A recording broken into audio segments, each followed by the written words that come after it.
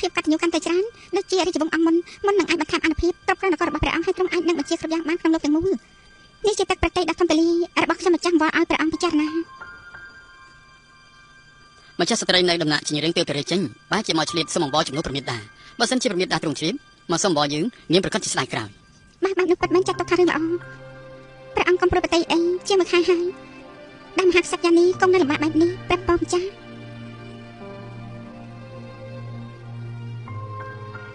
ព្រះអង្គ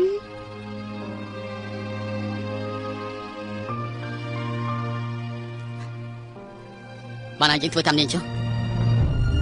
យើងធ្វើជាបុត្រកតញ្ញូចំពោះព្រះមេតាយ៉ាងម៉េចអាចបានទ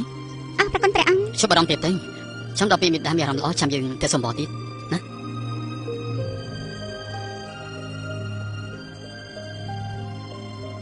ខ្ញុំម្ចាស់ត្រូវទៅវិញហើយឡាននៅក្នុងដំណាក់នោះយូរហើយបានចាំយើងជួនដំណើរព្រះមេតាតតចុះការជួសជុលដំណាក់ចិត្តរួចហើយបាត់តាំងចិត្តបែបនេះគឺល្អណាស់ថែមទាំងមានព្រះពុទ្ធរូប3អង្គសម្រាប់បូជាជាទាំងនេះគឺស្អាតខ្លាំងណាស់យើងស្ទើរតែមិនបាច់ចាញ់ក្រៅរបស់ក៏អាចគយគន់ការដ៏ស្រស់ស្អាតនៅទីនេះបានដែរបាត់គឺចង់យើងព្រះមេតាឲ្យគង់នៅដំណាក់មួយនេះកន្លងមកទើបតែឡើងសោយរីត្រូវដល់ស្រ័យរាជកិច្ចជាច្រើនអ្វីដែលសំខាន់ត្រូវជួសជុលរីដំណាក់នេះគឺសម្រាប់ថ្វាយដល់ព្រះមេតាមិនដឹងថាព្រះមេតាសពប្រតិដែរទេបាត់សង្ឃឹមថាព្រះមេតានឹងសពប្រតិរឿងរាជកិច្ចគឺជារឿងសំខាន់រឿងរាជដំណាក់ខាងក្រៅគឺជារឿងបន្ទាន់ព្រះអង្គទៅតែឡើងសោយរាជមនុស្សជាច្រើនអាចគិតថាទ្រង់នៅវ័យក្មេងអាចនឹងឆ្លៀតឱកាសដណ្ដើមផលប្រយោជន៍ដូច្នេះមន្ត្រីនៅក្នុងរឿងនេះបាត់ត្រូវទៅសួរដេញដាមន្ត្រីចាស់នៅពាក្យណែនាំរបស់ពួកគេបានច្រើនបាត់ក៏គិតអញ្ចឹងមនុស្សដូចជាគេគឺជាមន្ត្រីចាស់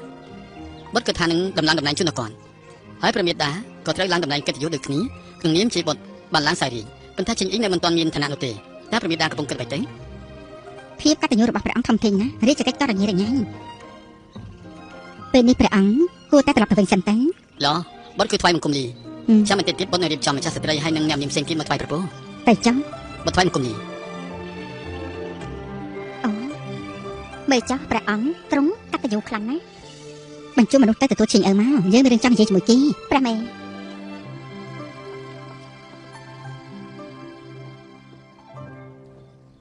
េថ្វាយព្រះបងមហាក្សត្រយ៉ាងនេះព្រះអង្គប្រាប់ជាងថានាងទៅសម្បកដល់ត្រង់រឿងដែលយើងឲ្យរើទៅដំណាក់ថ្មីខ្ញុំម្ចាស់គ្មានបំណងខ្លួនឯងទេគ្រាន់តែសង្ឃឹមថានឹងបានទទួលការអភ័យទោសពីត្រង់ពាក្យសម្ដីនាងប្រៀបដូចជាយើងជាអ្នកខុសក្រោកសិនមក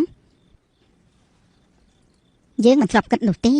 ថាយើងគួរឲ្យអាណិតដល់ថ្នាក់ឲ្យមនុស្សដូចជានាងទៅសុំអង្វរករដល់ព្រះអង្គជំនួសយើងព្រះអង្គកាប់ឡើងសៅរីកិច្ចការនគរគឺជារឿងដែលចាំបាច់ប៉ុន្តែពេលដែលនៅក្នុងដំណាក់ចាស់នោះខ្ញុំម្ចាស់ត្រូវរាប់ថ្ងៃរាប់ខែបើអញ្ចឹងព្រះអង្គស្ដាប់ពាក្យអង្វររបស់នាងធ្វើឲ្យយើងខ្វល់យើងគិតថាភាពកតញ្ញូរបស់ព្រះអង្គនោះគឺដោយសារតែនាងភាពកតញ្ញូរបស់ព្រះអង្គខ្ញុំម្ចាស់មិនអាចប្រៀបបានទេព្រះអង្គមានព្រះបន្ទូលថាទ្រង់មានកិត្តិយសជាងអ្នកណាទាំងអស់ក្នុងរាជវាំងចំណែកទ្រង់ជាមហាក្សត្រយ៉ាងនេះមួយអង្គដែលនៅក្នុងរាជវាំងដូច្នេះទ្រង់ត្រូវគង់នៅកន្លែងដែលស័ក្តិសមនឹងឋានៈដូច្នេះដំណាក់នេះគឺជាកន្លែងស័ក្តិសមប្រកិត្តិយសរបស់ទ្រង់គ្រាន់តែជារឿងយឺតយ៉ាវបន្តិចនាងនិយាយបានល្អណាស់នាងនិយាយការពារព្រះអង្គក្នុងពេលតែមួយនិយាយលើកដំកើងយើងសូម្បីតែនាងគឺជាក្មួយស្រីរបស់មហាក្សត្រយ៉ាងនេះអង្គមុនប៉ុន្តែនាងមានភាពសំខាន់ចំពោះព្រះអង្គខ្លាំងណាស់ហើយនឹងយើងដើម្បីលុបយើងនៅដំណោះរបស់យើងបានហើយឯងទៅប្រមូលរបស់ចេញពីដំណាក់ចាស់ទៅហើយត្រូវចាំទុកនៅក្នុងចិត្តឲ្យបានច្បាស់នាងគ្រាន់តែជាស្រីស្នំរបស់ព្រះអង្គទេនាងត្រូវចាក់ចេញពីដំណាក់នោះហើយរើមនៅក្នុងវាំងអរព្រះគុណព្រះមហាក្សត្រយ៉ាងនេះប៉ុន្តែខ្ញុំម្ចាស់គិតថា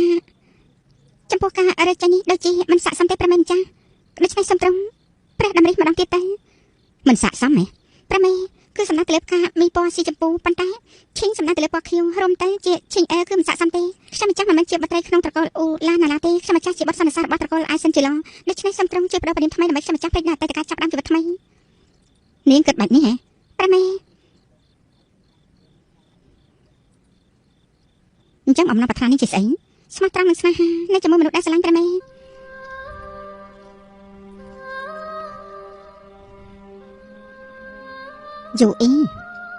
យ៉ាងម៉េចដែរយូអ៊ីមានន័យថាសំណងព្រះមេយូអ៊ីដែលយើងរើសនោះសំដៅដល់គុណធម៌បង្ហាញនូវភាពស្រស់ស្អាតនិងភាពស្ងប់ស្ងាត់តាមក្បួនតម្រាហានដែលព្រាមប្រដៅមកថាគុណធម៌មិនមែនមិនស្រស់ស្អាតមនុស្សយើងដូចជាស្រមោលខ្លួនឯងអ្វីដែលស្រស់ស្អាតបំផុត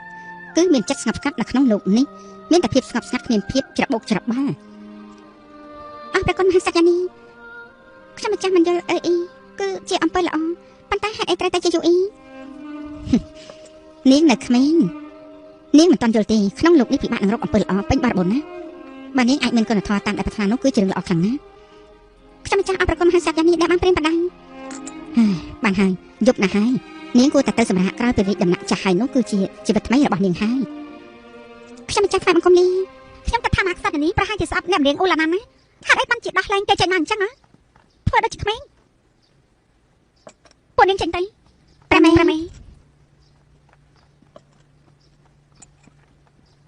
ាត់ដែលព្រះមេដាមិនខឹងគឺព្រោះតែមនសិការរបស់ទ្រង់ព្រះមេដាថានតែតាំងឈ្មោះរបស់អ្នកម្រៀងជាថ្មីយូអ៊ីសូម្បីតែព្រះអង្គក៏យាងទៅជួបគ្នាដែរយូអ៊ីអ្វីទៅយូអ៊ីធ្វើឲ្យខ្ញុំម្ចាស់នឹកឃើញការដែលព្រះអង្គជ្រើសរើសព្រះជាយាព្រះអង្គប្រគល់យូអ៊ីឲ្យនាងហើយថានតែរឿងនាងធ្វើជាស្នាប់ឯងទៀតមហាក្សត្រយ៉ាងនេះសន្តោសប្រណីលើកលែងទោសឲ្យយូអ៊ីបានអញ្ចឹងព្រះអង្គច្បាស់ជាមានពិធីតែងតាំងតំណែងឲ្យពួកយើងគួរតែអរគុណគេទៅត្រូវព្រះអង្គបារម្ភតែគេម្នាក់ប៉ុណ្ណោះខ្ញុំម្ចាស់ទ្រាំមិនបានទេខ្ញុំម្ចាស់បានលើថាហៃឡាននៅដំណាក់នោះគឺចេញចូលក្នុងរាជវាំងបន្តិចទេហៃឡានមិនមែនជាមនុស្សព្រះអង្គសពបន្តិចទេនាងត្រូវតែពឹងពាក់យូអ៊ីប៉ុន្តែក៏ចម្លែកណាស់ដែរនាងចេញចូលទីនោះស្រេចតែចិត្តហេតុអីក៏ព្រះអង្គមិនខ្ចាំអញ្ចឹងស្អាតតែយ៉ាងម៉េចគ្មានអីសនុកផងគេដូចលាក់គ្រប់ពេលវេលាជួបជាមួយព្រះអង្គរកលេសទៅកន្លែងផ្សេងអ្នកណាពេញចិត្តនឹងគេនោះនាងចំទៀបម្នាក់នោះបើសិនជាព្រះអង្គខ្ញាល់នៅពេលដែលព្រះអង្គស្វឹងនោះច្បាស់ជាយ៉ាប់ហើយគេនោះមកពីតកូលមធ្យមថែមទាំងមានជំនាញនៅក្នុងការប្រតិបត្តិព្រះអង្គទៀតមើលចុះគេនោះធ្វើការមិនបានឋានៈអីទេយើងគួរតែប្រយ័ត្នប្រយែងឲ្យបានច្រើនទៅត្រឹមត្រូវប៉ុន្តែហៃឡាននៅមិនទាន់បានទទួលនៅដំណាក់ខាងក្រៅទេមែនទេក៏